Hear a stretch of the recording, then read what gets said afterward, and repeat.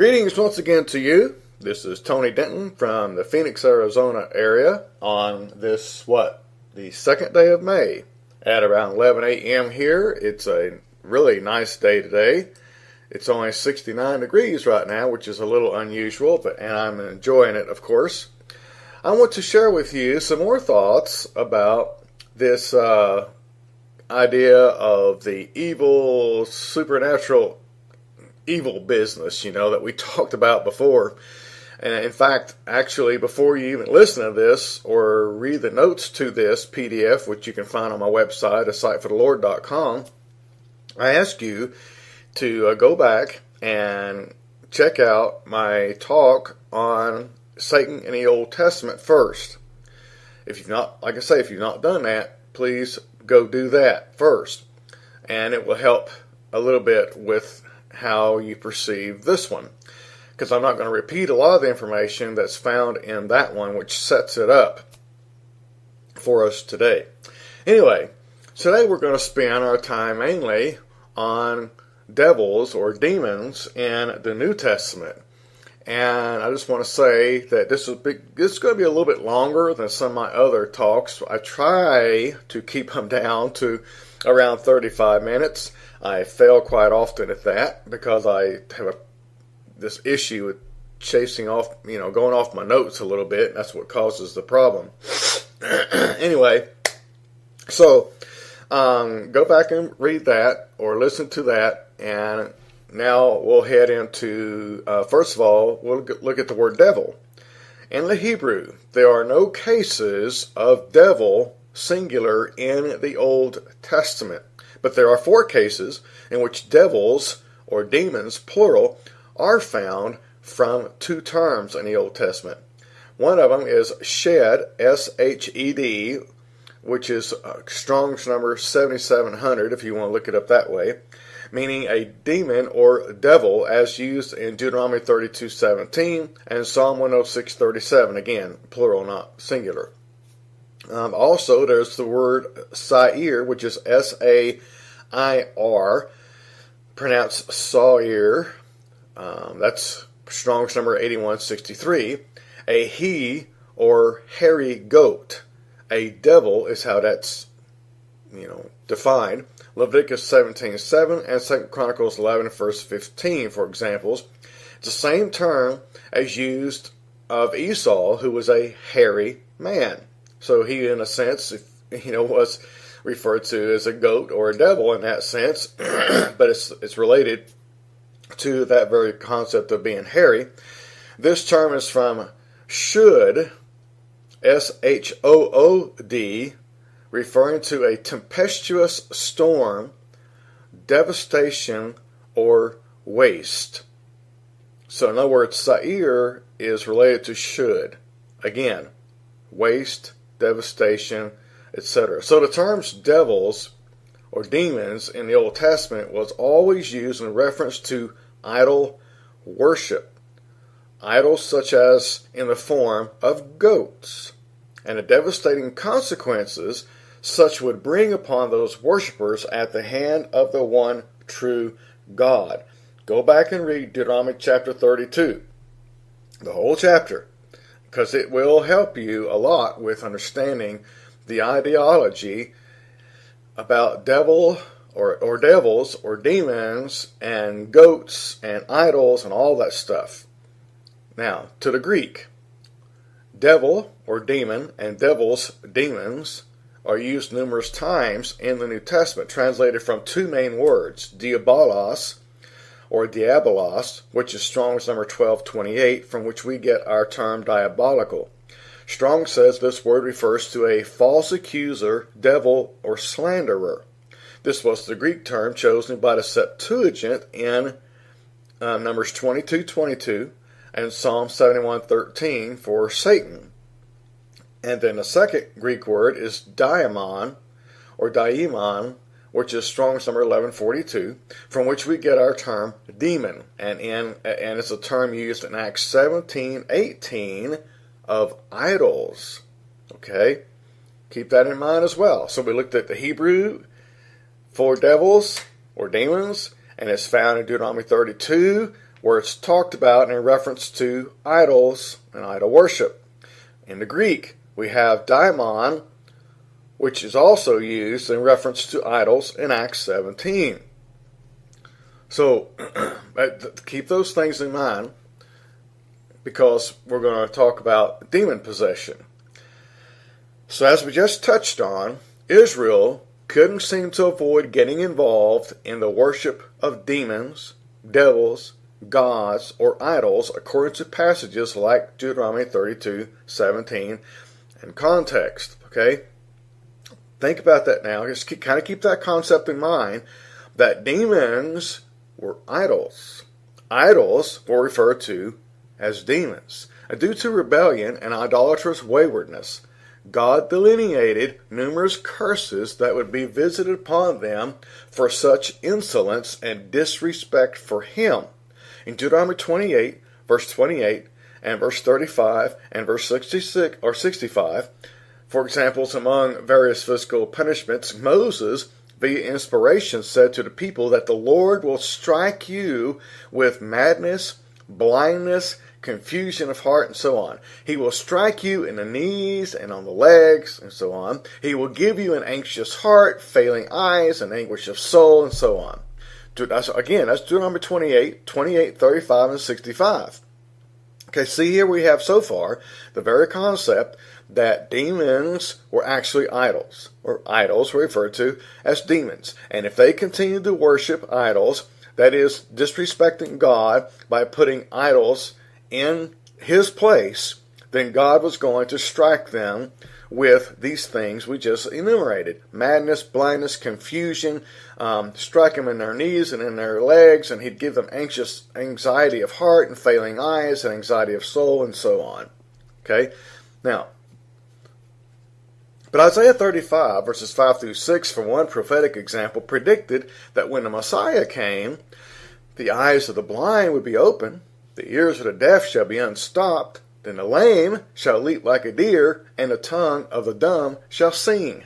Now, I want you to take Isaiah 35, 5 and 6, and pit it against Deuteronomy 28, 35, and 65, and see if you don't see a contrast. What God would strike them with due to the idolatry, that is just talking about corporate Israel in general, over their lifetime as God's old covenant people. They would receive these negative sicknesses, these physical and sicknesses of the mind, because of their idolatry. But, Isaiah prophesied, when the Messiah comes, He will give the blind back their sight, give the deaf their hearing, help those who have been struck in the knees and the legs to leap like deers, and let the dumb speak again or sing. Okay, now, I think that in itself ought to be very helpful in getting into what we're going to be talking about here. So, when John the Baptizer sent two of his disciples to ask Jesus about His being the Messiah, isn't this exactly to what Jesus referred when He replied by saying, "Go and tell John the things which you see and hear. The blind see and the lame walk. The lepers are cleansed and the deaf hear." Matthew 11, 4 and 5. Isn't Jesus referring to Isaiah 35? How He's come to fulfill the prophecy of Isaiah 35, which would fix the problems involved in Deuteronomy 28 as well as Deuteronomy 32? And aren't such things the very stuff He was talking about when He said to some Jewish leaders in Matthew 16:3, you know how to discern the face of the sky, but you cannot discern the signs of the times. Don't you see what I'm doing? You guys have been involved in all this idolatry, and God has been making you sick over this, just like He promised He would. I've come along as a sign that God has shown up now, and He's going to fulfill all things in me. That is Jesus Christ, the Messiah. And I'm showing you that this is happening by fulfilling Isaiah 35. Healing people of these sicknesses, because the time has come. Something interesting I read by one writer is this. Based on his belief that demon possession is another way of referring to the curses of God upon his people for idol worship per Deuteronomy 28 and 32, he wrote, "Let it be noted that the language of demons is associated with illness, not sin. We don't read of Christ casting out demons of envy, demons of murder, etc. It must also be noted that the Bible speaks of people having a demon or a disease, rather than saying that demons caused the disease." That's from Duncan Heister in his book called The Real Devil, page 197. In Psalm 106, verses 36 through 39, it says that Israel served their Canaanite idols, which became a snare to them. They even sacrificed their sons and daughters to demons when they sacrificed to those idols. Thus they were defiled by their own works and played the harlot by their own deeds. So Israel's worship of demons was described by God as worshiping their own works, their own deeds, because their belief in demons was a result of human imagination. In fact, the term for idols literally means no things, stressing that they have no existence outside of man's imagination. And what do we imagine? We imagine the things that have been pictured in paintings and drawings and movies and so on of demons. These esoteric, metaphysical, mystical beings. These ugly, red, flaming horns and stuff like you see with Satan. You know, we know what demons look like because of movies and such. That's the imagination of man. And it's said in Psalm 102, it's the imaginations. It's what men, by using the word idols, what has been conjured up in the minds of men. And, you know, perhaps that's one reason why God forbade the concept of even making something that they thought God looked like. God did not want them using their imaginations, does not want us using our imaginations, to create what we believe God looks like. God is spirit. He doesn't look like anything. But man has this desire, for some reason, to create something tangible, physical, earth-like, or we would call it non-earth-like, non-earthly, or unearthly, to worship something that's tangible instead of abstract and spirit. And so Deuteronomy 32, 15 through 24 came into the picture. In a passage dealing with God's anger with such matters, we read God saying that Israel provoked me by what is not God. Again, remember, an idol is no thing.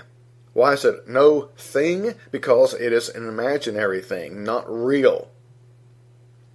That's what an idol is. And that not real thing became known as a demon. That's what the word was used to describe it, to name it.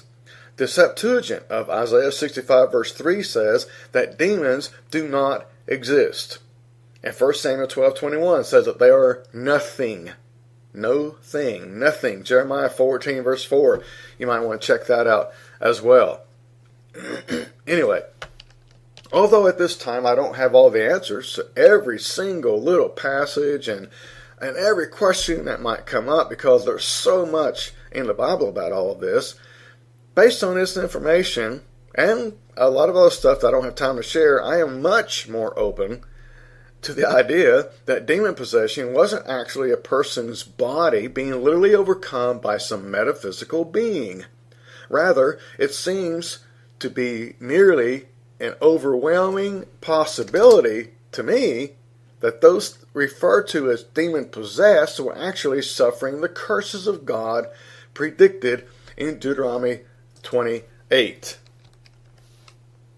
and following. You know, just read it all the way through chapter 32. You know, you'll see bits and pieces about all this kind of stuff. So let's look at demons now as idols.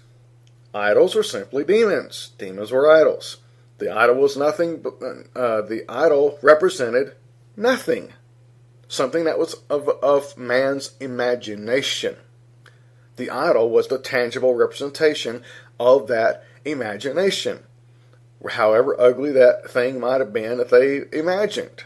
To them, perhaps 4,000 or 5,000 years ago, whatever they imagined wasn't ugly to them, as it tends to be with us. Whatever the case is, just keep in mind, demons were idols, idols were demons. And again, even Paul referred to that concept in Acts chapter 17 that I mentioned earlier.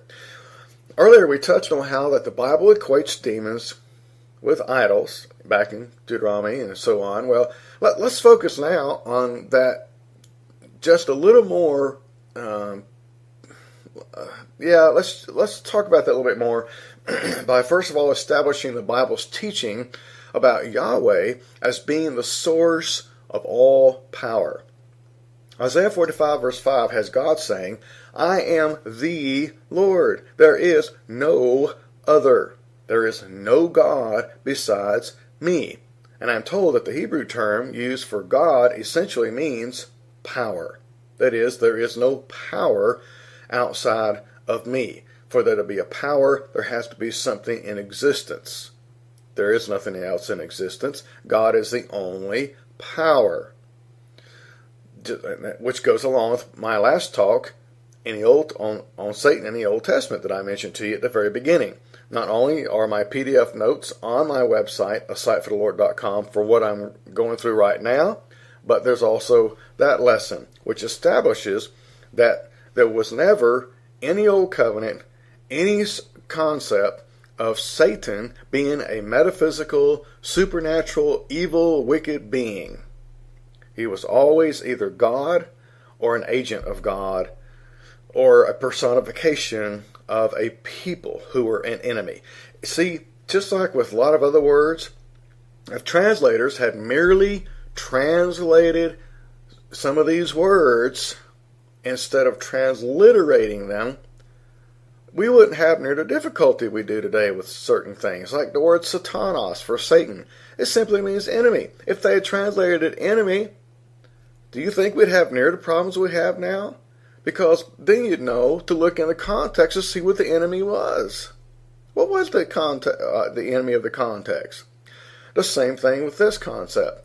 Instead of translating things the way they did, like diabolos is another word for enemy or adversary of some sort, or an accuser or something along those lines. But instead, we got to have this mysticism and mystical stuff going on, and and they insist on transliterating it. So, this must be this thing or that thing, that you imagine in your brain, in your mind.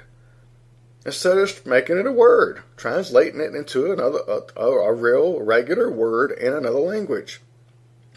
Anyway, this teaching about God being the only power outside of us, this teaching is found over and over again in the Old Testament. Isaiah 44:8, Deuteronomy 4 verse 35, etc. And this is why God is jealous when when his people believe in other gods or powers outside of him, especially if they're opposite of him. If they depict some characteristic that isn't his. What's worse is that his people are worshiping something that's literally nothing. Worshiping something that is nothing. This reminds me of the scenario that I've heard sometimes. A wife discovers her husband and has been running around on her. Okay? And we know that happens sometimes. It happens the other way as well. So a wife discovers her husband has been running around on her. When she approaches him, he says, "But she means nothing to me." To this, the wife gets even more irate because he, thinking he had a decent reply, is then asked, "So you ran around on me with someone who doesn't mean anything to you? I'd actually feel better about it if she meant something to you." So that's a great reply by her. She puts him in his place. Think about that with reference to what we're talking about now with God. And how he would feel. And how he did feel. And why he said the things he did. and why he put upon them the curses he did.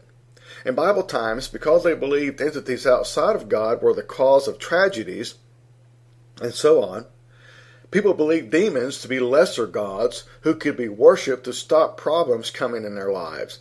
So they made models to represent them and through which to appease them, explaining why Paul used the term demons and idols interchangeably. 1 Corinthians 10, verse 20 and verse 28. Check it out. Demons and idols, interchangeable. 1 Corinthians 10, 20 and 28. Paul said in 1 Corinthians 8, verse 4, an idol, or demon, is nothing, no thing. There is no other God but one. In other words, an idol or a demon has no existence at all. Okay, that fits right in with what we studied in the last study on Satan in the Old Testament, where it's very clear that Satan is not and was never considered by them during the Old Covenant times. The people of God did not consider Satan to be a being, a supernatural evil being. Just like an idol. An idol is nothing. There is no other God but God. But if there is the supernatural evil being, then you have another God. Whether it's lesser God or not. God says there is no other God. He then went on to say, Paul did, even if there are so-called gods, yet for us there is only one God, of whom are all things. If God is not with them or in them, then they cannot have existence. These other so-called gods, these imaginary things that man has come up with, do not give any existence to anything or anyone because they don't even exist. Now this corresponds with some passages in the Psalms which speaks of idols or demons if they exist. Psalm 29, 1 and 2 and verse 10, and Psalm 97, verse 78. I just have too much here to go through to go to every passage, but you can look those up. In other words, demons and such no more truly exist in some realm than the mythical gods of the Greeks. Okay, we've talked about devils or demons here, and this whole demon possession concept some to a little bit of a degree, and we'll get back to it. But let's talk about the serpent a little bit here first. We recently studied Genesis chapter 1 from an allegorical perspective. Well, at least I did in some other studies and such. Namely that it employs literal physical things and events to paint a picture of the history of God's scheme of redemption of man through Israel. And for those who have not been involved with me in my studies on Genesis 1 or chapters 1 through 3, just, what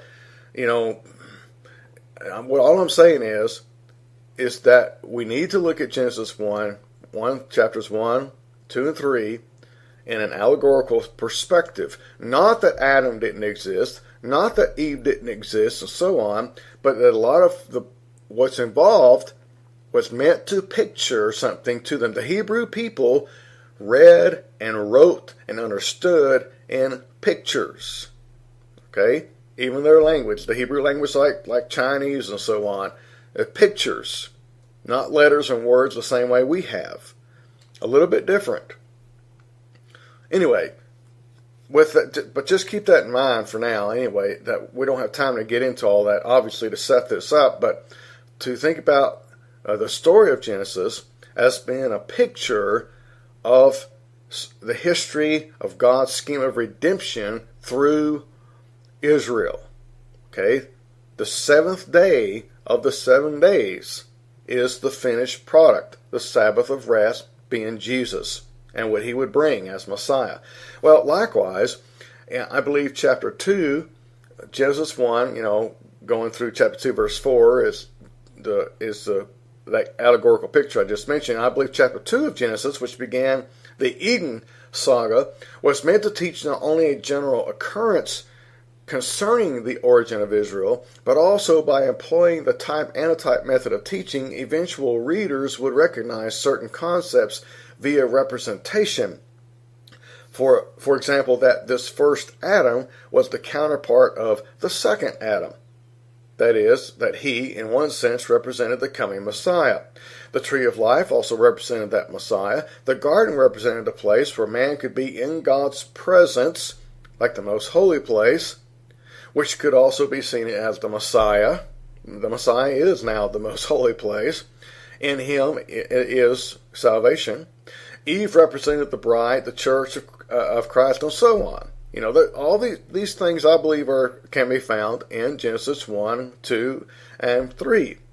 And by the way, while I believe that Adam and Eve were real people, the beginning of Israel, I'm not convinced that every other item, such as the trees and the animals and so on, in this narrative was literal. That's the Hebrew way. The Hebrew way in teaching worked that way. I see Genesis chapters 2 and 3 as the writer creating sort of a mosaic for Israel to see what God did for them from the very outset, and how that she was rebellious from the get-go. After all, a picture is worth 1,000 words. Genesis chapters 1 through 3 is a painting in which, as with most paintings, most of the details represent something. I know good and well, most of you in my listening audience right now have seen pictures or paintings where there are real people in the picture, yet there are things around that real person or those real people depicting things that occurred in their lives or something of that sort that were not real. Those things, those pictures were not, those characters or whatever those things were not literal, but they pictured something about that person or that couple or whatever. And that's the same way Genesis 1 through 3 is. The people were real because the Messiah came through their physical lineage. Yet, the things portrayed around them in that story, that narrative, were merely for the purpose of painting a picture about the history of that couple or who they represented. The details of this story depict assorted concepts. For examples, the plant life and the rivers depict God's physical care for Adam and Eve, while the animals, from among which Adam could not find a comparable partner, depicted the idea that God's people just aren't, or at least aren't supposed to be, complementary of one another, like oil and water. They just don't mix. God didn't want Israel mixing with the nations outside of them, and so on. So you have the animals depicting the animals with whom Adam could not find a complement or partner, represented the people they were not supposed to be involved with. So, speaking of the animals and Adam, what happened in chapter 3? Yes, an animal, something representing that which is essentially at odds with Adam, as well as Eve, perhaps even due to feeling insulted that he wasn't found to be good enough for a partner, was chosen to represent a rival. Just like the animals that Adam could not partner with, this serpent is an animal depicting something he was not supposed to have something to do with. He did not complement that animal. The animal did not complement him. They were not meant to be together. But he listens to it anyway. And he falls to it, just like Israel did to the nations when they got involved with idols. So, think about this serpent. Who did he come to after? He came after Eve. He came after Eve, the one chosen instead. Anyway, this now an enemy, okay? Picture this serpent and Eve, there. This now an enemy decided to try to put the hurt on Adam and Eve by tempting them to do that which would put them at odds with, essentially, their husband. Who's that? God. They picture Israel. God is Israel's husband.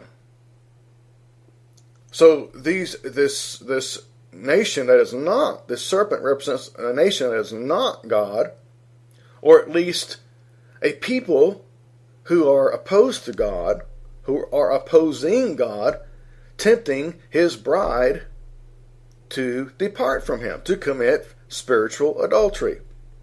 So when Adam and Eve sinned, when Israel sinned, God cast them out of his den of protection until they could be successfully brought back into right or righteous relationship with him via the Messiah, who would crush the enemy of God, which is sin, and of course anything or anyone associated with it, such as those who tempt his people to sin, that is, to go astray, or would otherwise try to hurt or destroy them.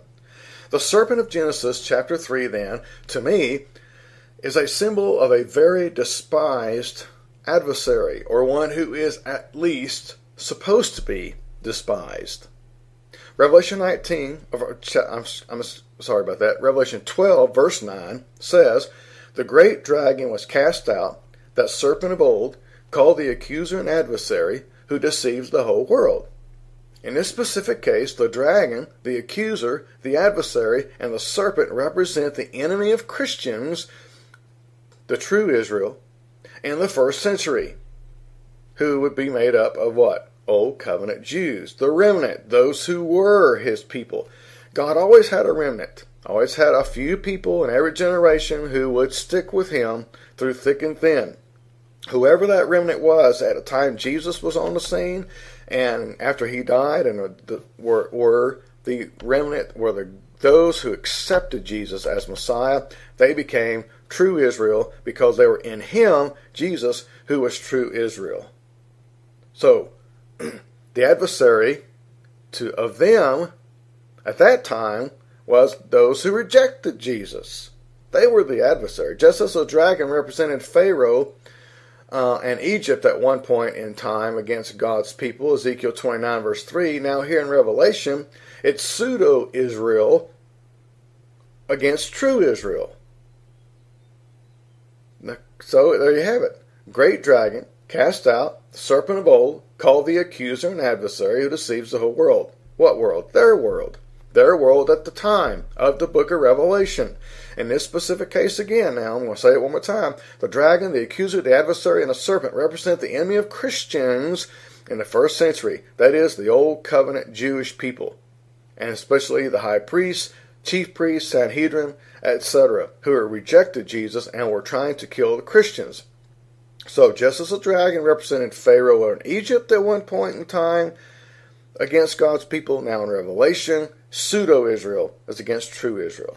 Now, in case it isn't clear, my point is this. I believe the serpent in Genesis 3, chapter 3, specifically represented the enemy of the Israelites. That is, the non-Israelites, and the non-Israelites who constantly tempted them to sin against their God by committing spiritual adultery with them politically and in idolatrous worship.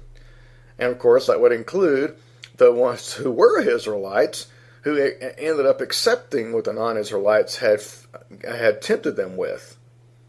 And usually the leaders were those against whom God was constantly ranting throughout the prophets. He was blaming the leaders for leading most of his people Israel away. And for such, God divorced them. The northern 10 tribes around 700 BC were divorced, and he cut them down. The southern 2 tribes of AD 70 were cut down, at which time the Messiah established true, full righteousness via the remnant, and then with all who wished and still wish to ally themselves with God. Okay, let's get back to demons now a little bit more. And in relation to the concept of sickness that I brought up earlier in Deuteronomy 28 and its connection with the idols of Deuteronomy 32, we should find it interesting, to say the least, that a Mr. G. Lamza, a scholar who grew up around and knew very well the Aramaic language, the language we're told Jesus spoke, wrote that the phrase cast out in Aramaic means to restore to sanity or to remove the cause that produced sanity. I'm going to say it again now. He said that in the Aramaic language, which Jesus spoke, that the phrase cast out means to restore to sanity or remove the cause that produces the sanity, the insanity, such as the trichina parasite, which we'll come back to in a little bit. See, from what I've read in my research, it was the language of the day to say that any disease which couldn't be understood was the fault of demons.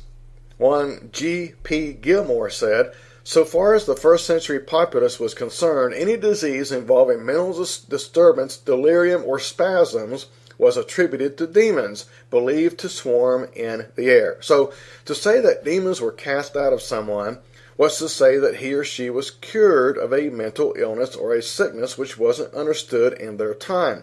The association between maladies and demons is seen in Matthew chapter 8, verses 16 and 17, where it says, "They brought to him many who were demon-possessed.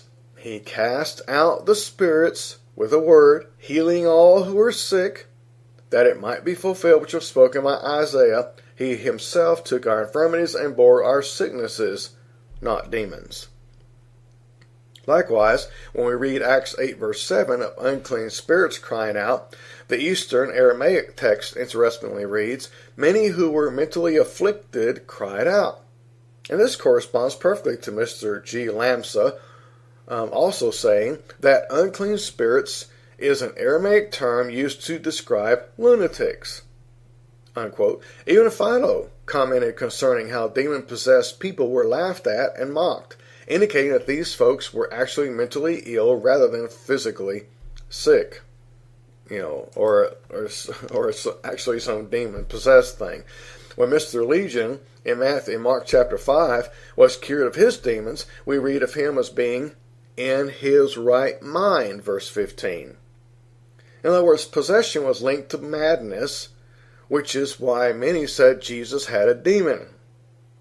And that takes you back to what I read earlier in the Old Testament scriptures about madness being one of the things God would afflict them with. God would afflict them with, not demons that don't even exist, because of their imaginations and worshiping their imaginations and worshiping things that represent their imaginations.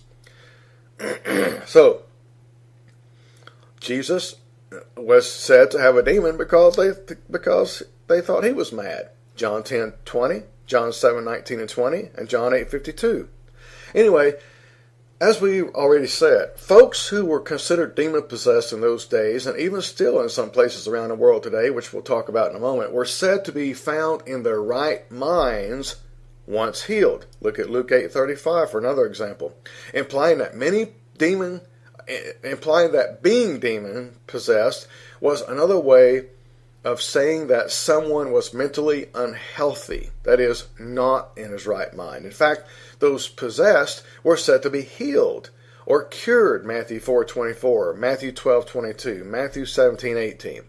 When the 12 went out at the behest of Christ to heal the sick in Luke 10 verse 9, what did they come back rejoicing? They said, "Even the demons are subject to us in your name." Verse 17. Here's something else interesting. There are a lot of parallels between language used of casting out demons and that used about healings. Jesus not only rebuked demons, Mark 9:25, but he also rebuked a fever, Luke 4:39, and the wind, Matthew 8:26. Rebuked the fever, rebuked the wind. Not only were demons spoken of as being departed, Matthew 17:18, but also leprosy and other diseases were spoken of as being departed, Mark 1:42 and Acts 19:12. See, they're talking about inanimate things that aren't real, tangibly or physically in the sense of being some sort of a being. Wind is not a being. Fever is not a being. Demons, therefore, are not beings. Leprosy was not a being. Leprosy was not a being, and it departed. Demons, therefore, are not beings. The same language is used. So I'd say it's more than likely that all the demons possessed of those times were actually carriers of diseases such as epilepsy and schizophrenia. Think about this. Everyone who believes demons exist must ask himself, when I'm ill, is it caused by a demon? Really? Sicknesses were directly related to demons. So, when you're sick, are you demon-possessed?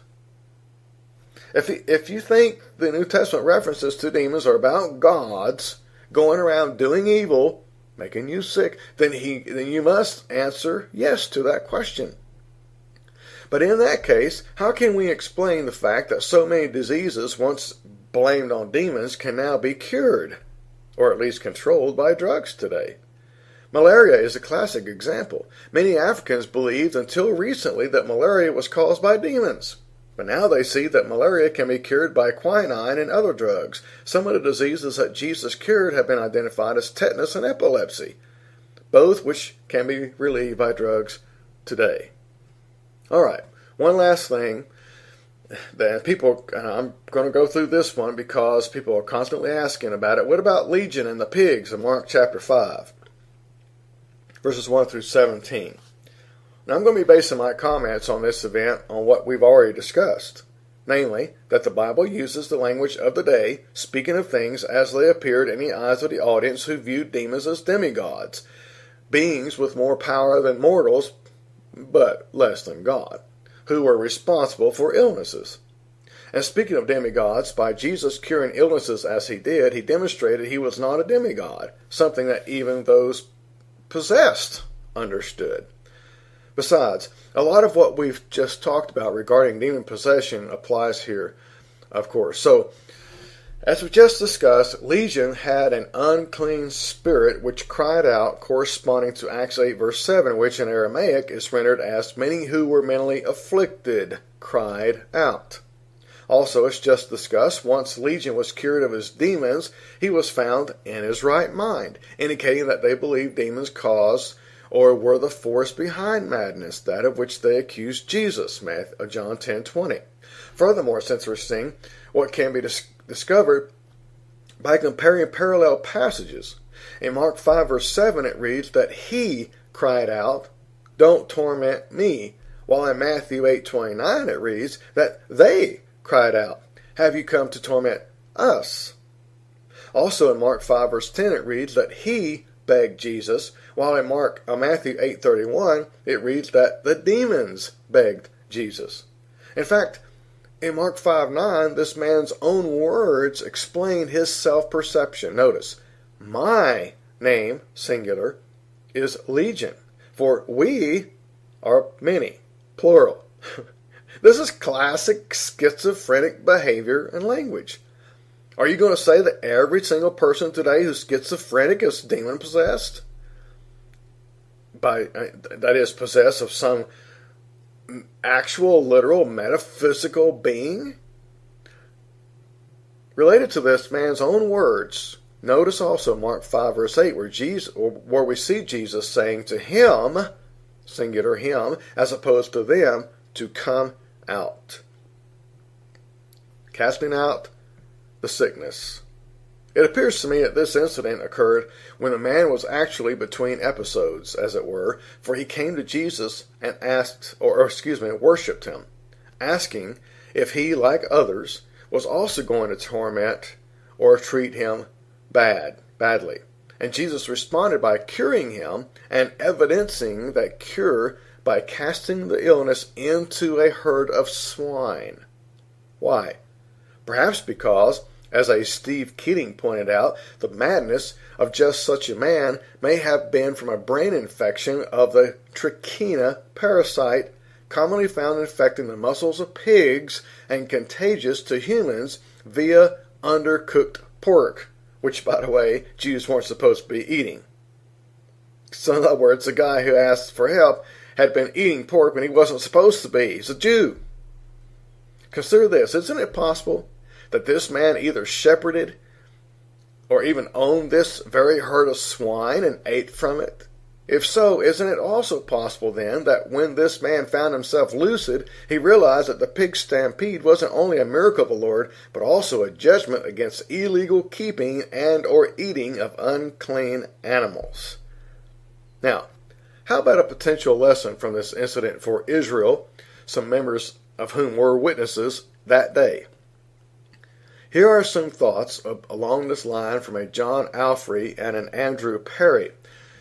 A case can be made that the man Legion was to be understood as representative of Judah in captivity, suffering for their sins, but who, like this sick man, would be healed of their sins upon repentance. So consider, Israel, like Legion, was, as God said via Isaiah, a people who sit among the graves, spend their nights in the tombs, and eat swine's flesh. Isaiah 65, 3 and 4. Isaiah chapters 65 and 66 are the most messianic chapters of the entire book of Isaiah. It brings it together. It tells about how that the Messiah would bring in the entire new heavens and new earth, the beauties of it and the perfection of it found in Christ and because of Christ and through Christ, the Messiah.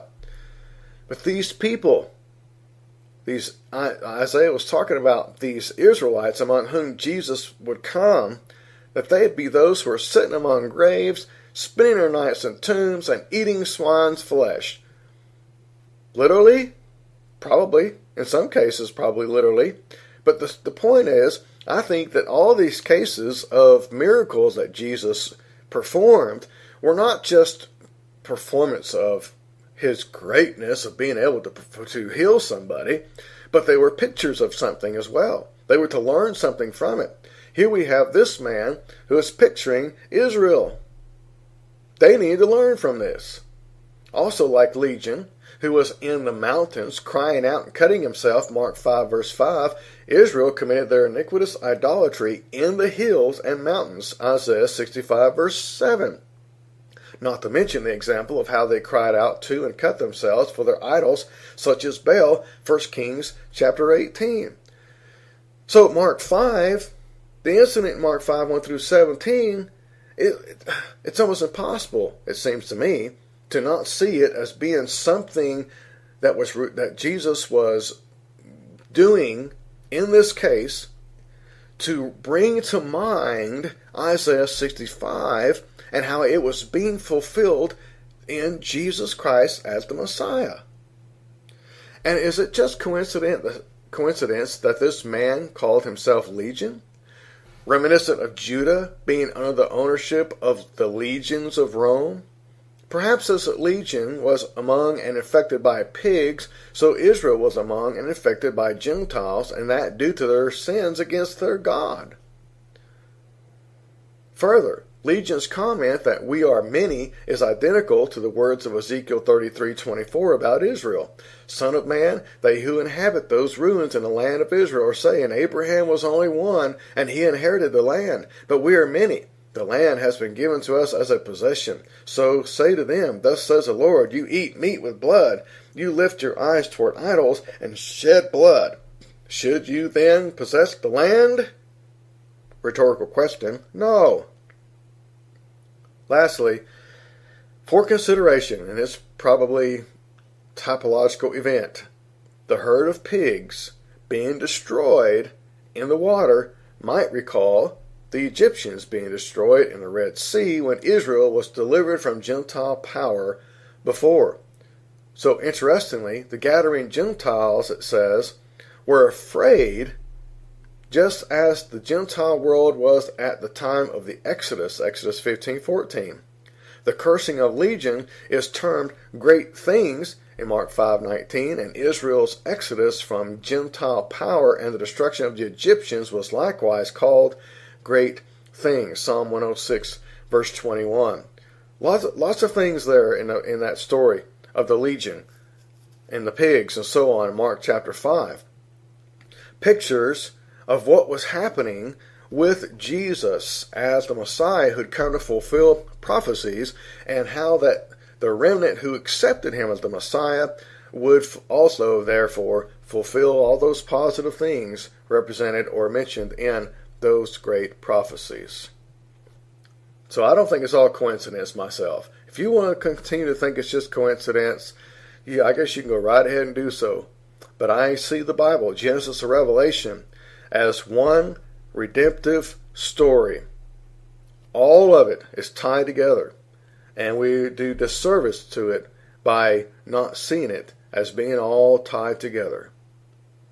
Anyway, thank you for listening to this little study on demons and how that it's all about idols and the consequences of their idol worship, and how all of that would lead to the Messiah, and he would use all of that to prove who he was and at what time it was in the lifetime of Israel, that it was their end in the beginning of the new covenant life. I hope you come back for another one of my talks somewhere along the way. Don't forget, all these PDFs are free for reading and downloading from my website, asiteforthelord.com. That's asiteforthelord.com.